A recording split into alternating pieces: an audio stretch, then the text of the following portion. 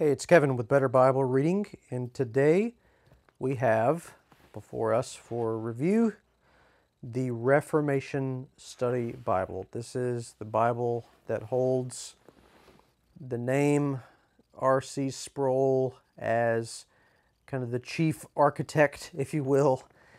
And this study Bible is a personal favorite of mine, as well as many others, for multiple reasons.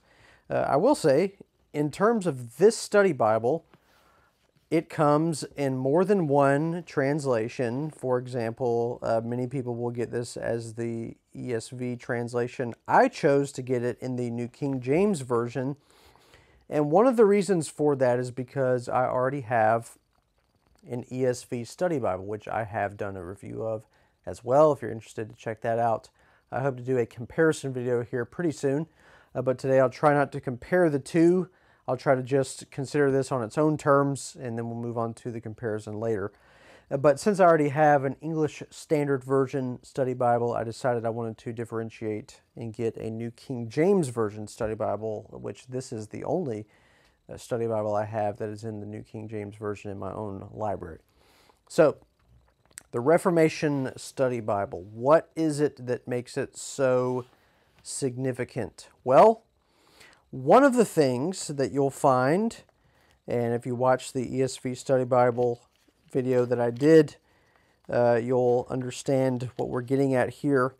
One of the things that you really find in terms of the contributors, and so you have in this study Bible, you have the associate editors, the Old Testament editors, the New Testament editors, and then all of the contributors for each, all the way to the end.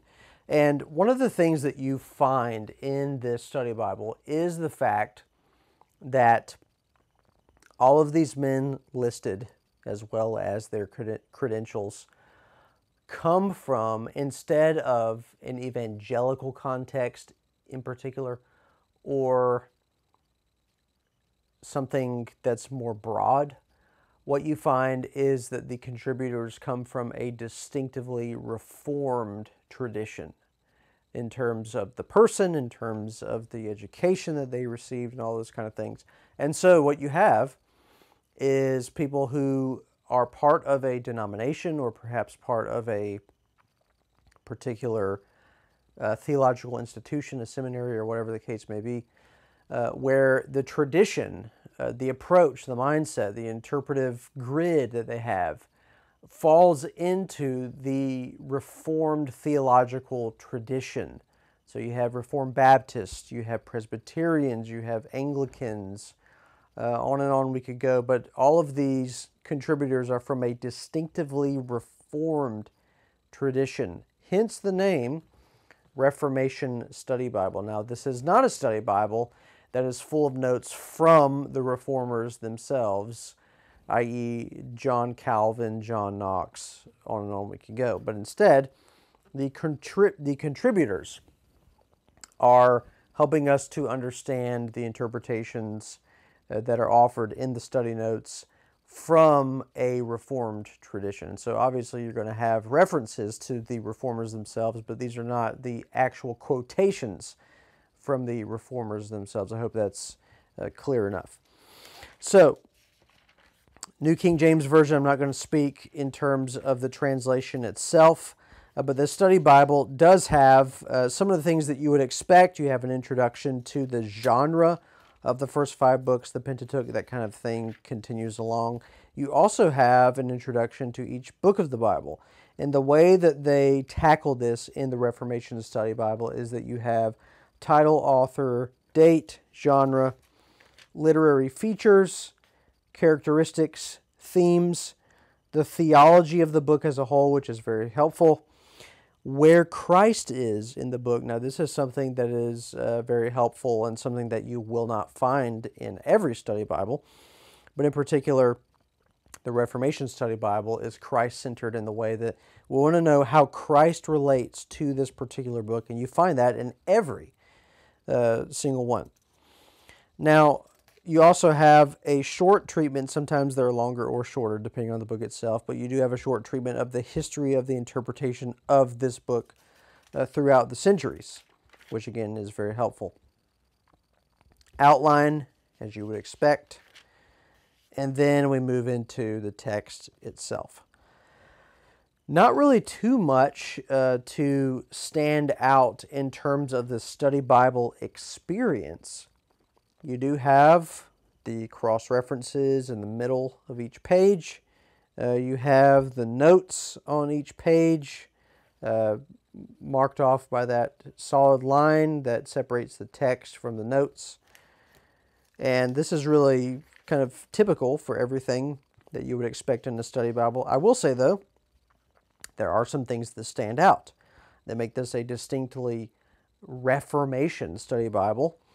You have a short treatment. The way that the Reformation Study Bible does it is in kind of a gray text box where you have these themes or short little articles related to what's being said in the passage. So in this case, you're in Genesis 1 going into chapter 2, and you have a short treatment of the image of God.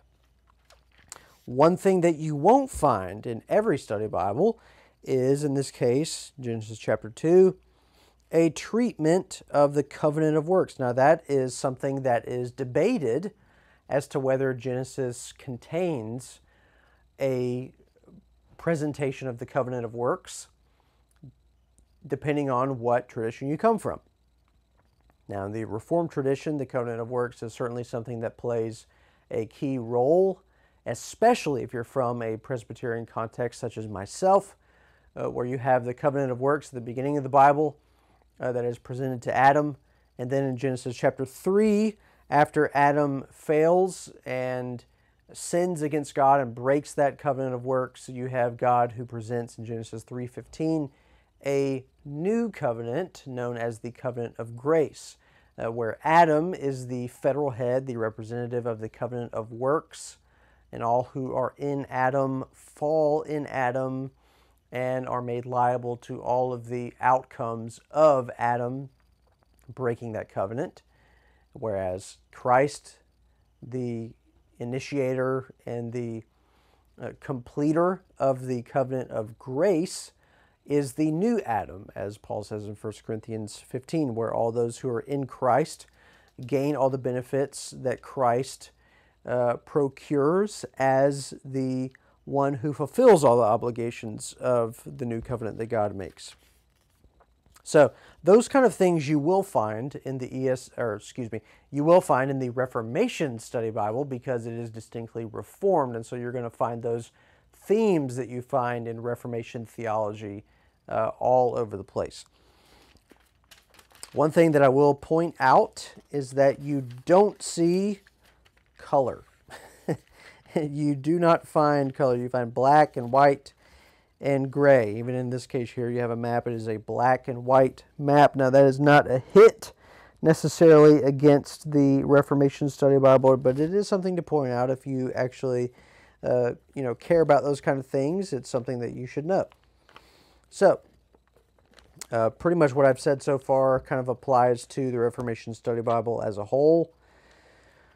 But I do want to call your attention to some things that I find to be incredibly beneficial to the Reformation Study Bible.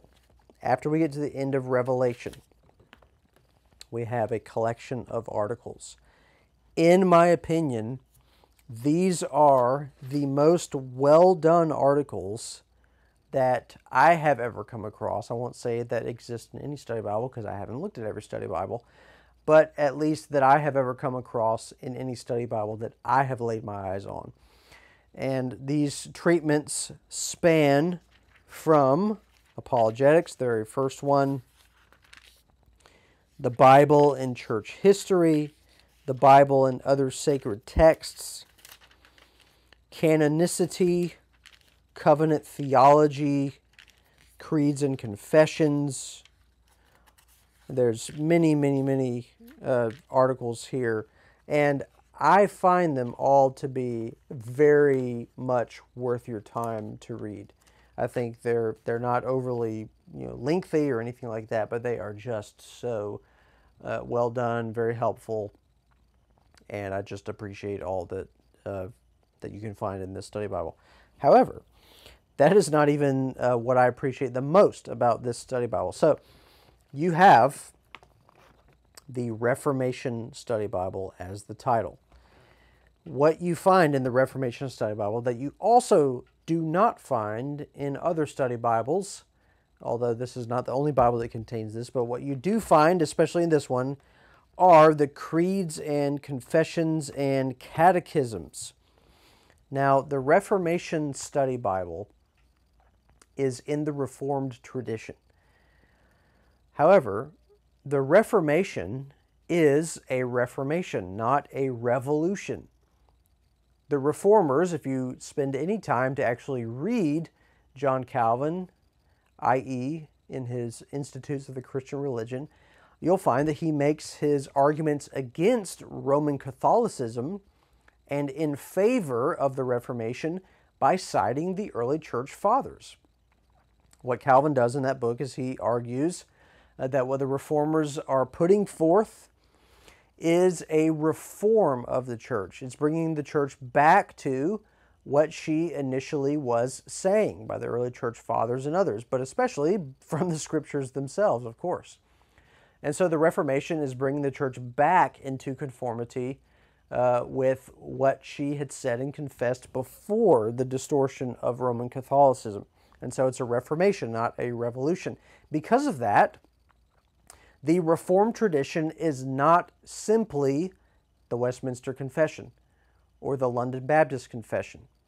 Those can be found in here, but the Protestant Reformation is Catholic, lowercase c, in the sense that we embrace the ecumenical creeds of the early church. And so the Reformation Study Bible begins not with the Westminster Confession of Faith, but with the Apostles' Creed and the Nicene Creed and the Chalcedonian definition of the faith.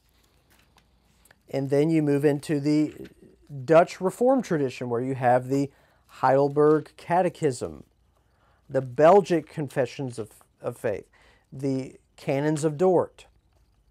So there you have the Dutch Reformation heritage. And then you move into the distinctly Presbyterian, the Scottish and the English Reformation, where you have the Westminster Confession of Faith, and of course the larger and shorter Catechism. And then of course we don't want to leave out our Baptist brothers and sisters, and so we have the London Baptist Confession as well included in here, because that is all part of the Reformed heritage. Now, after you work your way through the London Baptist Confession, you do have a concordance. Again, you can expect this basically in any study Bible. And then we get to the very back, and you do have, which is worth noting, a Bible reading plan. Now, this one I think is laid out pretty straightforward. In my opinion, is very neat. It's only 2 pages long, so it's not an incredibly complicated list to look at. It's just 2 pages, and you can see what your readings are for each day. Weights and measures. And then the Reformation Study Bible does not want to leave us high and dry from any color coding, and so we do have several full color maps to supplement the fact that everything else is in black and white.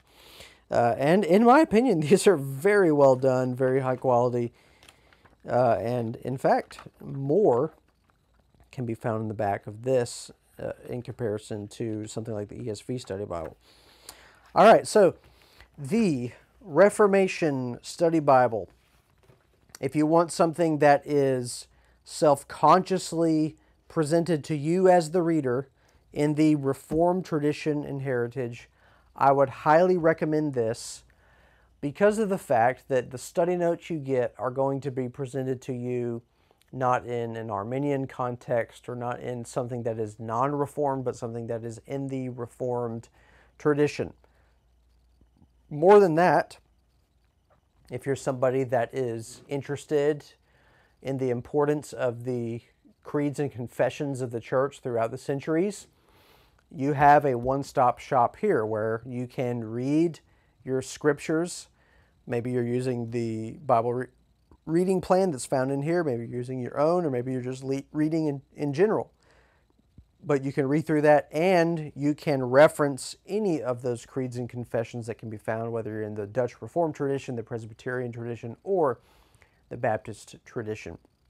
So I really appreciate the fact that those have been included in here, and I really appreciate the study Bible as a whole. So I think there's some things to be said in terms of the comparison between the Reformation Study Bible and the English Standard Version Study Bible, the ESV Study Bible. But I will leave that for another video and do that soon to tell you kind of where I land and which one I appreciate more than the other. But if for nothing else, get your hands on this for the content and the supplemental materials, the articles, and the creeds and confessions.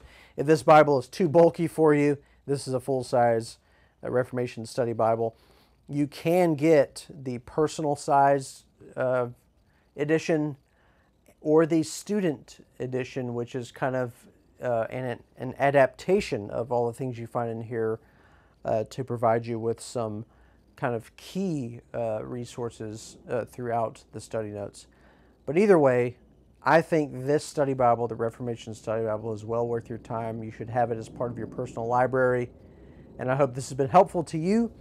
But keep an eye out for more videos in the near future talking about more study Bibles and the head-to-head between the ESV and the Reformation Study Bible. But thanks for watching. This has been Kevin with Better Bible Reading. If you want more resources, head on over to betterbiblereading.com. Thanks for watching. Have a great rest of your day.